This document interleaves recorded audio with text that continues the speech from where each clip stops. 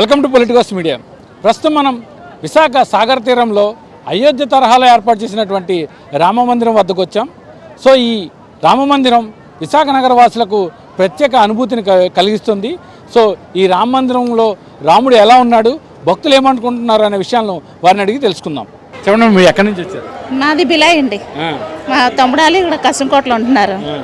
So ఇది ఎలా తెలుసుకున్నారు? తెలుసండి, తమ్ముడాలు చెప్పారు.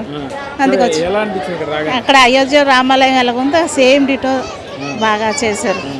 ధన్యవాదాలు. బయట నుంచి చూసాక ఏమనిపించింది? లైటింగ్ నిజంగా రాముల వారు చూసినట్టు అనిపించిందండి. సేమ్ డిటో దర్శించుకోవచ్చు. Thank you. ఎక్కడి నుంచి వచ్చారు మీరు? మేము సింహాచలం నుంచి వచ్చామండి. వానైనా సరే ఖచ్చితంగా ఇవాళ చూడాలని ఉద్దేశం వచ్చాం ఇక్కడికి. చాలా బాగుంది, అద్భుతమైన సెట్టింగ్. మరి ఆర్గనైజ్ చేస్తే ఎవరో కనపట్లేదు నాకు. ఎవరో మీరు చెప్తే మాకు కొద్దిగా తెలుస్తుంది ఆర్గనైజ్ చేస్తే ఎవరో. కానీ అద్భుతమైన సెట్టింగ్.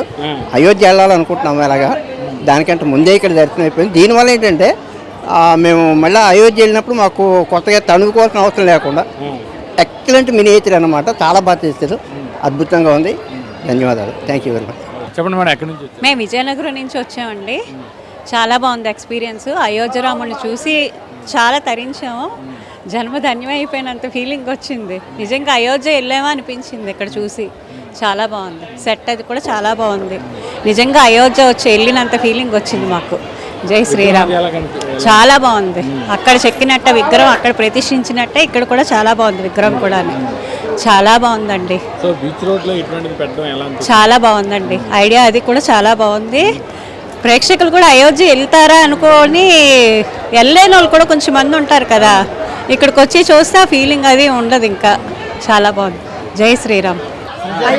చూసినట్టుంది బాబు రామాయణం. బాలరాముని చూసినట్టుంది అయోధ్యలో. అగ్నంపూర్ నుంచి వచ్చామండి, గాజువాక. చాలా బాగుంది సెట్టింగ్, చాలా బాగా పెట్టారు. బాలరాముడు కనిపించాడు బాబు. నిజంగా సినిమాలో టీవీలో చూపించినట్టే కనిపించాడు. అయోధ్య వెళ్ళి వచ్చేసినట్టుంది మాకు. చాలా బాగుంది, చాలా ఆనందంగా ఉంది. అయోధ్యకి వెళ్ళే అవకాశం లేకపోయినా ఇక్కడికి వచ్చే అవకాశమైనా చాలా దక్కింది. ఆ రాముల వారి దర్శనం చేసుకోవడం చాలా ఆనందంగా ఉంది. ఇలాంటివి ఎన్నెన్నో వైజాగ్లో పెట్టాలని కోరుకుంటున్నాం. జై శ్రీరామ్. చెప్పండి, మీరు ఎక్కడి నుంచి వచ్చారు? ఎలా? మేము మల్కాపురం నుంచి వచ్చాం. బాగుంది, చాలా బాగుంది. పిల్లలకి మంచిగా హాలిడేస్లో బాగుంది. సో అంటే సాక్షాత్తు బాలరాముడు చూసినట్టు అనిపించింది. అలాగే ఉంది, రామయ్యకి చూసినట్టే ఉంది. సూపర్, చాలా బాగుంది. జై శ్రీరామ్. చెప్పండి, మీరు దర్శనం చేసుకొచ్చారు? మేము వెళ్ళాం అయోధ్య. అయోధ్యలో ఎలా ఉందో ఇక్కడ కూడా అలాగే ఉంది, సేమ్. చాలా బాగుంది. మాకు అంటే అయోధ్య వెళ్ళలేదు కానీ ఇక్కడికి వచ్చి చూసినందుకు చాలా బాగుంది. చాలా బాగుందండి. వైజాగ్ నుంచి, ఇక్కడే లోకలే, మల్కాపురం నుంచి వచ్చాం. చాలా బాగుందండి, చాలా బాగా అనిపించింది. Thank you. చాలా చాలా బాగా అనిపించింది. అక్కడికి వెళ్ళి చూడలేకపోయినా ఇక్కడ చూసినందుకు మాకు చాలా హ్యాపీగా ఉంది. అంతవరకు నాకైతే బాగా హ్యాపీగా అనిపించింది. అక్కడికి వెళ్ళకపోయినా ఇక్కడ చూసారని మనసు ప్రశాంతంగానే.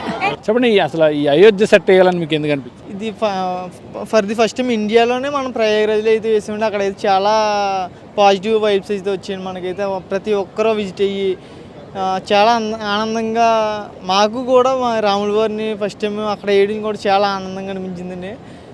తర్వాత మన దేశంలో, మన రాష్ట్రంలో ఎందుకు వేయకూడదని ఒక ఉద్దేశంతో విశాఖపట్నంలో సాగర్ తీరాన్ని అయితే వేయడం జరిగింది. దీనికి వచ్చేసి మనకి కళాకారులు అయితే రాంచీ నుంచి వచ్చారు. దీనిలో సుమారు 91 ఫీట్ అయితే హైట్ వేసామండి. అంటే మొన్న జరిగిన పుష్కరాలు ఏవైతే జరిగాయి అప్పుడు వేసారు కుంభమేళాలో వేసామండి, ప్రయాగరాజ్ కుంభమేళాలో. సో ఎలా ఉంది ఇప్పుడు వైజాగ్లో వేశారు? సో ఉత్తరాంధ్ర నుంచి భక్తులు చాలా పెద్ద సంఖ్యలో మేము చూసిన వరకు చాలా వస్తున్నాయి. మీకు ఎలాంటి రెస్పాన్స్ వస్తుంది? చాలా ఈ స్టార్టింగ్ మే 22 అండి. ఈ 3 రోజులు కూడా చాలా పాజిటివ్గా రెస్పాన్స్ అయితే చాలా బాగా వచ్చిందండి. ఇటు శ్రీకాకుళం నుంచి ఇటు రాజమండ్రి వరకు, రాజమండ్రి అవతల నుంచి కూడా చాలామంది అయితే రావడం జరిగిందండి. అటు కాకినాడ, పిఠాపురం, ఇటు తుని, అనకాపల్లి, నక్కపల్లి మొత్తం చుట్టుపక్కల వాళ్ళందరూ దర్శించుకుని వెళ్తున్నారు.